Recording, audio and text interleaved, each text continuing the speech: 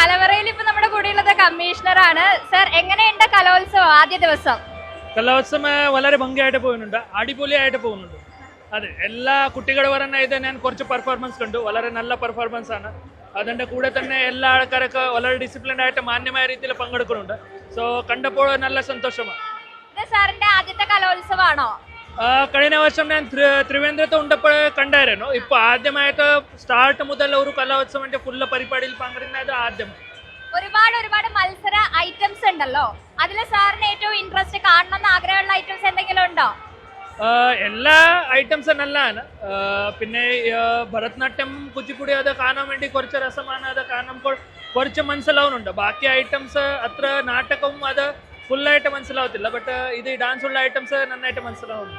ഇവിടെ ഭക്ഷണം എല്ലാവരും ഭയങ്കര ഇൻട്രസ്റ്റോട് കൂടി വരുന്നതാണ് ഈ കലവറയിലല്ലോ. ഭക്ഷണം കഴിച്ചപ്പോ എങ്ങനെയുണ്ട്? ഭക്ഷണമൊക്കെ ഇഷ്ടപ്പെട്ടോ? അതെ, ഭക്ഷണം നല്ല അടിപൊളി ഭക്ഷണമായിരുന്നു.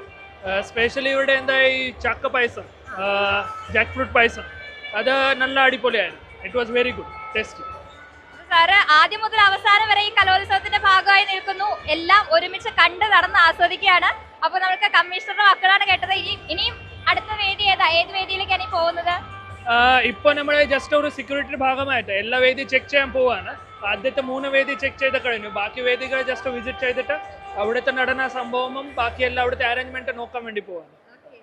സാർ, വിശേഷങ്ങൾ, കലോത്സവ വിശേഷങ്ങൾ, അനുഭവങ്ങൾ നമ്മളുമായിട്ട് പങ്കുവെക്കുകയായിരുന്നു സിറ്റി പോലീസ് കമ്മീഷണർ. അപ്പൊ താങ്ക് യു സോ മച്ച്.